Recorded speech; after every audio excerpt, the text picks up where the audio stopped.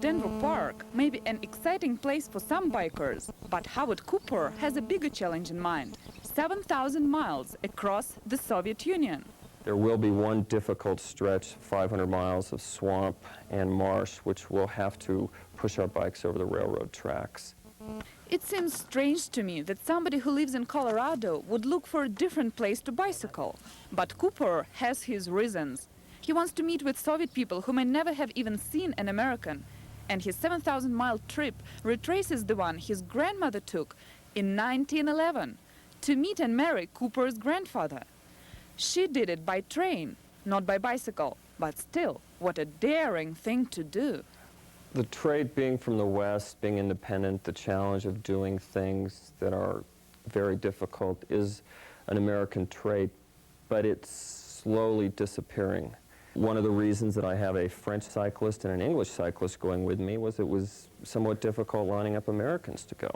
But Cooper's trip from the Baltic Sea to Leningrad, to Moscow, to the Urals, and all the way through Siberia seems to me so wonderfully crazy and so American.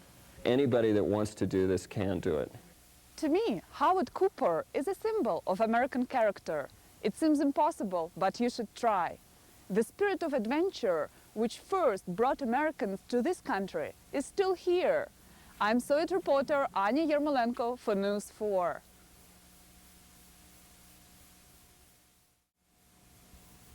The cobblestone of Red Square wasn't the hardest part of the trip for the American, French, English and the Soviet bicyclists. They started in Leningrad, went through Moscow, the Ural Mountains, Kazakhstan, Siberia, and finished the trip in the far east city of Vladivostok. It took them 5 months to complete the 7,000-mile trip, sometimes through swamps and sometimes on railroad tracks. We bent 7 rims. We broke several derailleurs. The roads are not in very good shape in the Soviet Union, and they don't have a road that connects their coastlines.